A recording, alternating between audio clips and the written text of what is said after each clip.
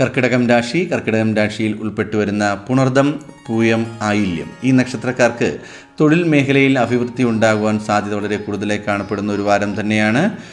ഉദ്യോഗസ്ഥർക്ക് അവരുടെ മേലുദ്യോഗസ്ഥരിൽ നിന്നും ഒരുപാട് പ്രശംസയും അംഗീകാരങ്ങളും ലഭിക്കും. ശമ്പള വർധനവുണ്ടാകാൻ സാധ്യതയുണ്ട്.